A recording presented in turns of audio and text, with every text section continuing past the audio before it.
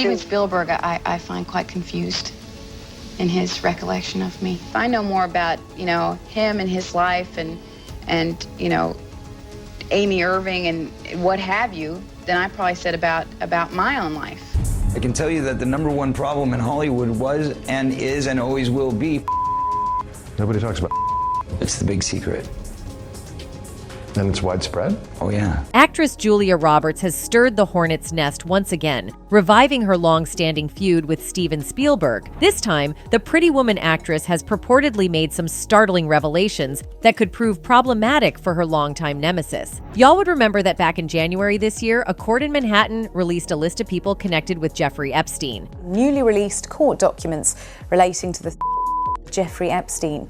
They include associates, friends, and alleged victims of the disgraced billionaire who died in jail 5 years ago. During that time, rumors were rife that Steven Spielberg was on the list along with several notable individuals. Well, the rumors divided the internet, as many fans felt Steven Spielberg wouldn't stoop so low to get involved with Jeffrey's many scandals. Others also argued that Spielberg was no angel, and that he had it in him to do exactly what he was being accused of. The arguments raged on for days and eventually expired as people got tired of debating until recently when Julia Roberts reportedly decided to wade into the conversation. She revealed what many fans had been suspecting all along, and boy, it was extremely shocking. What did Julia Roberts say about Steven Spielberg, and how does it all tie into the long-standing feud between the two leading Hollywood lights? I have all the juice right here, so let's get into it. I know more about, him and his life and Amy Irving and what have you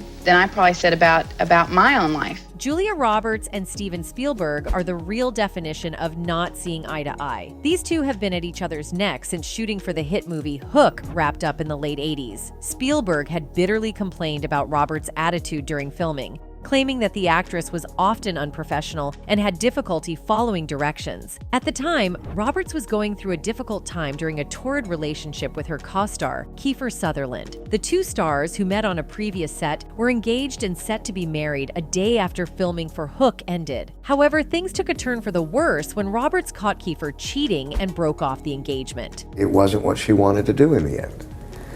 And I think it took a lot of courage, in amongst all of that other stuff, to be able to say, I can't do this. Spielberg observed that Roberts' tumultuous relationship with Kiefer was affecting her attitude towards work, and he mentioned it in an interview with 60 Minutes. It was an unfortunate time for us to work together, he told the media outlet. Roberts got hurt by Spielberg's words because apparently she had shared her feelings with him while on set and had put on her best behavior. In an interview with Vanity Fair, Roberts lambasted Spielberg for refusing to defend her in the face of allegations that she was difficult to work with. She explained that Spielberg really hurt her feelings when he said that and even called him a turncoat. She told the magazine, "I couldn't believe this person that I knew and trusted was actually hesitating to come to my defense. It was the first time that I felt I had a turncoat in my midst." She also granted an interview in which she claimed that Spielberg had vague and unreliable recollection of what actually transpired on the movie set in the late 1980s. Steven Spielberg, I find quite confused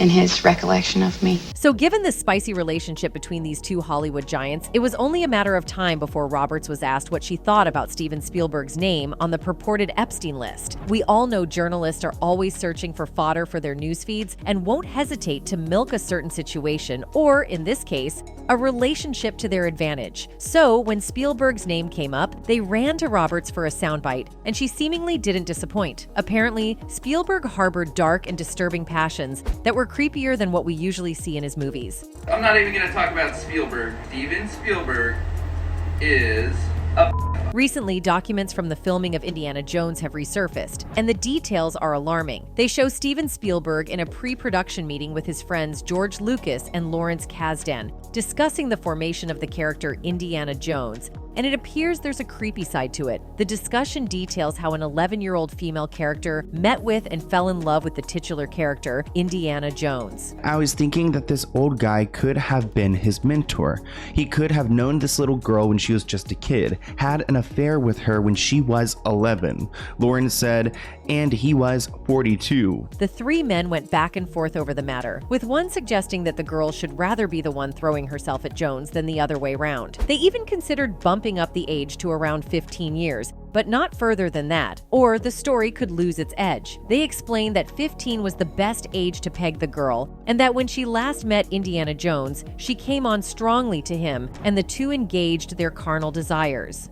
Now, many fans felt disgusted just by learning how seemingly twisted and vile Spielberg and his friends were during the pre-production of Indiana Jones. They couldn't fathom how grown men would think that making a young female character sleep with an older guy would make the movie edgier. But then again, this is Hollywood, a place where the nastiest of incidents and events took place, a place where the elite and gatekeepers of the industry took advantage of young, hungry talents to satisfy their creepy desires. When fans discovered this hair-raising detail from Indiana Jones, this was their reaction. 15-year-old in a relationship with a 27-year-old. Now, some fans believe that it is just art and that it has nothing to do with the real lives of these men, which could be true. But again, films are often reflections of society, so it is possible that the men, including Spielberg, were into some weird stuff and translated it into film. If you think that Spielberg's fascination with making young characters sleep with older ones was a one-off incident, then think again. It was recently revealed that during the filming of Jurassic Park, the celebrated actor often cuddled with the star of the show, Ariana Richards. According to unconfirmed sources, Spielberg sent away Richards' caregiver to be alone with the girl,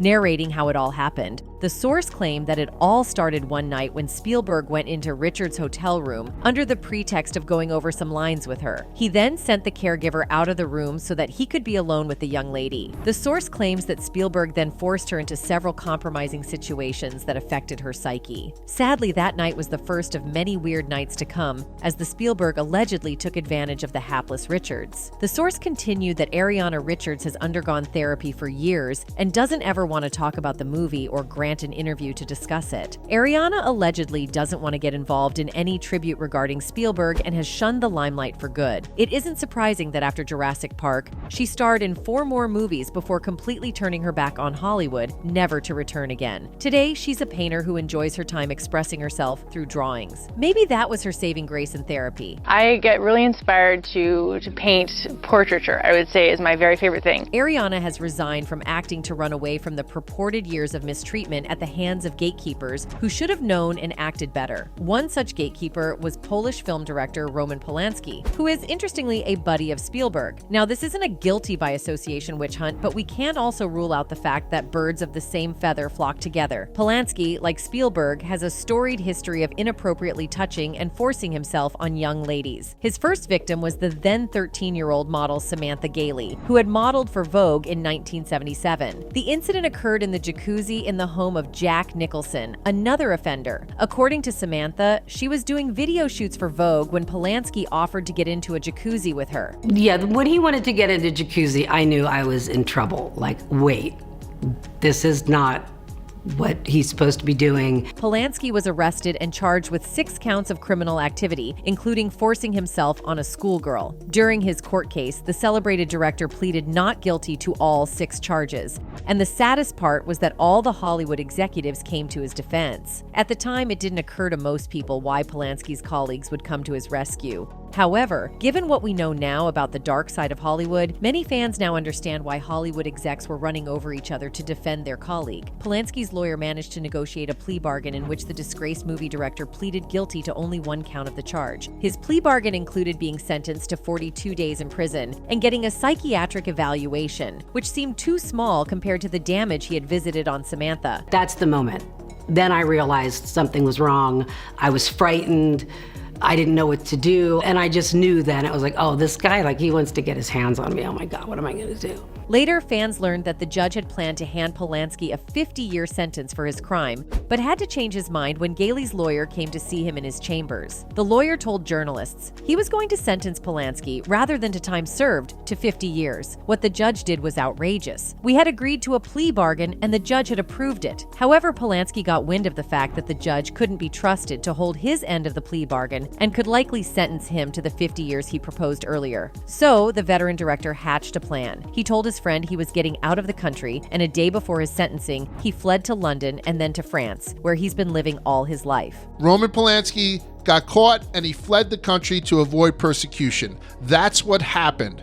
And he's been a fugitive ever since. Many fans don't find it surprising then that Spielberg was accused of a similar offense many years later. I mean, this is a man who has been going skiing and vacationing with Polanski. Remember Spielberg's pre-production meeting with two other men that resulted in creating a 15-year-old female character sleeping with an older male character? Well, it isn't too coincidental then that a movie director actually forces himself on a young lady in real life. After all, as I said earlier, movies mirror real life, and directors often cast their fantasies onto the movies they work on. So fans believe that sleeping with young ladies was probably a thing around the time, and most movie directors or executives were involved in the act, like when Thandie Newton shared how she was objectified as a lady on a casting couch. I found when I was a 16-year-old, fresh from boarding school, going out into, on the casting couch, I was definitely objectified to an extreme. Though Spielberg wasn't directly accused of mistreating Ariana, one person who was bold enough to take the bull by the horns and call a spade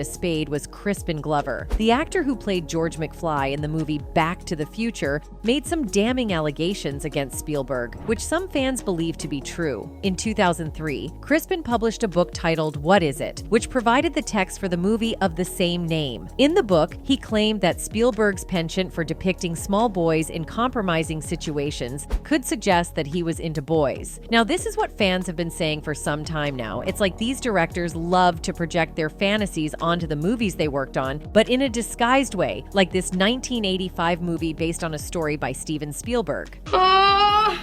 Oh my God! Here, a boy seems to be reattaching the broken pecker of a statue to its original place, with an expression that has suggestive undertones. Many fans questioned why, of all the places, it was the pecker of the statue that got broken. They wondered why these children would be subjected to these kinds of depictions when there were several ways to elicit laughter from the audience. So you see why Glover would have a problem with Spielberg's alleged obsession with portraying boys in funny ways? Check out his clip where one of the boys had the pecker in his mouth, of all places, after it had broken off the statue. Oh, look!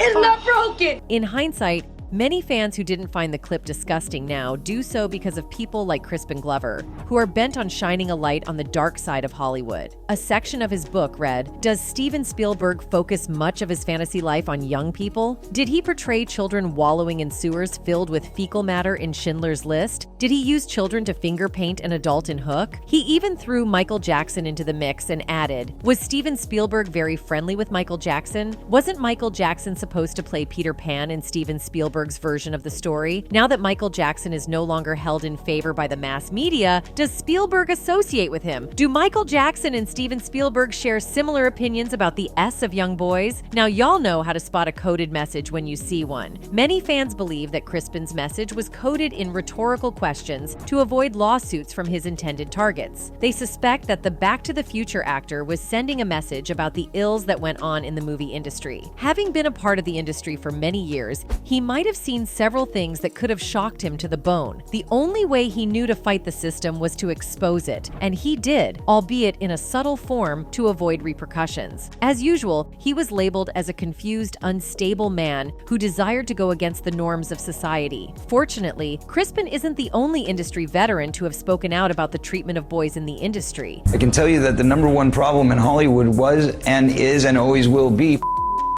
Nobody talks about. It's the big secret.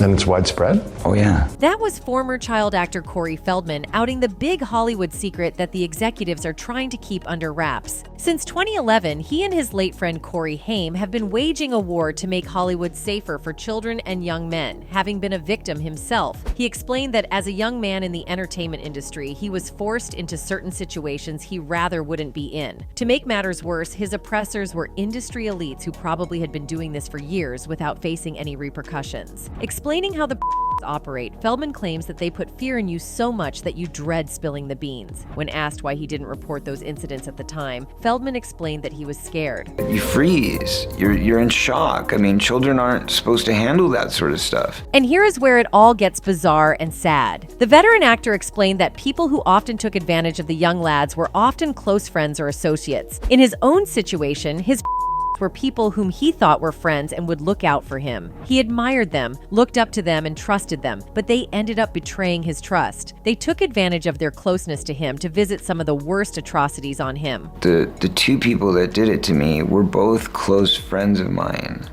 Or so I thought. According to Feldman, his late friend Corey Haim endured worse things than him. In his book Choreography, the former child star narrated how one man forcibly slept with Corey Haim on the set of the 1986 movie Lucas. He explained that a lot of people knew about the story but wouldn't do anything to help the boys, probably out of fear that they might not be believed, thus empowering their to continue their dastardly act. This explains why many of the perpetrators appear to get away with their crimes, because there's no one to hold them responsible. They're still working, they're still out there, and they're some of the richest, most powerful people in this business. Oftentimes, it takes a long time for the victims to gather the courage to speak up against such acts. But it would have been too late by then. The perpetrators would have been old, fragile, and weak by then, having destroyed so many lives. This is why people like Ariana Grande and Jennifer Lawrence argue that immediate steps be taken to safeguard people who work in Hollywood. Jennifer Lawrence argues that if we could create a safe place for animals during filming, we should be able to do the same for humans who work in environments as toxic as Hollywood. She thought that it was better to prevent such cases from happening than to sit behind our TVs years from now and hope that it never happened. I mean, there's protections for animals, on filming. I think there need to be protections legally put in place to protect people when they're filming, human beings. Fans couldn't agree more with Lawrence, because if Hollywood can protect animals in its domain, then it should do more for kids who work there. However, fans noted that one more disturbing trend needed to be tackled to encourage victims to speak up. Stop stigmatizing the people who speak about such situations. Many times, the victims are already weighed down by guilt, so it doesn't help matters when the public stigmatizes them. This usually happens when the perpetrator is a public figure and wealthy. Sometimes these perps spin the story to make it look like the victims are the criminals who are trying to shake some money off of them. Unfortunately, the public tends to believe such narration and jump to the defense of the and before long, the matter is swept under the carpet. A typical example is when Diddy accused Cassie of wanting money after she had sued him for SA&R in a New York court. However, when Diddy realized his trick wasn't working, he swiftly settled out of court with Cassie for an undisclosed sum of money. She filed it on Thursday, and just over 24 hours later, they settled.